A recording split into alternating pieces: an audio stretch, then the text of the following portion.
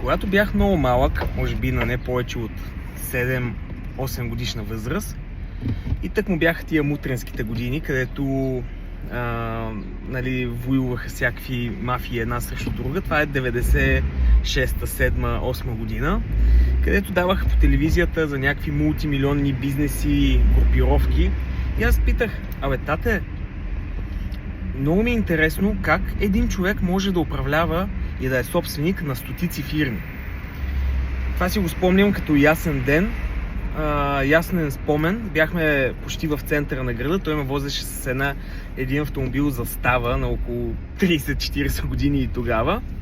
И отговорът му беше много кратък. С хора. С хора се управлява всичко. И аз си викам, къде ще имаш толкова много хора, които да ти помагат с толкова много начинания и бизнеси? И за щастие, много години по-късно, дори вчера ставаше на въпрос, когато се прибирахме от Варна с баща ми, и той ми напомни точно за това, което сме говорили. Този разговор дори и той го е помнил и каза, помниш ли как ми зададе този въпрос? Как може да се управляват много бизнеси по един и същи успешен начин? С хора.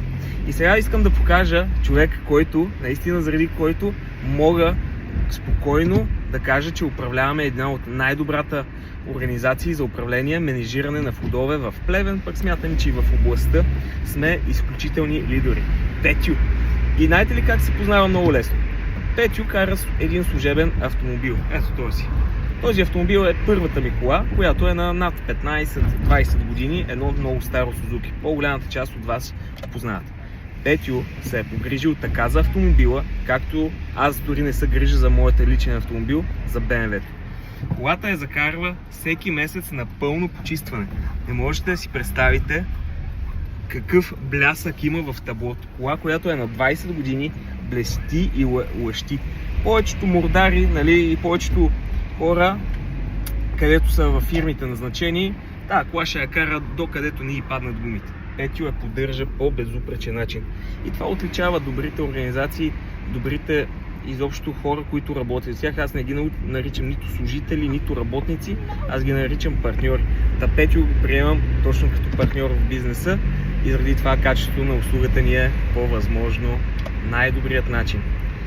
И се гордея наистина, че работи с такива хора, които дават всичко от себе си, само и само всичко в организацията, която работят, да бъде на ниво.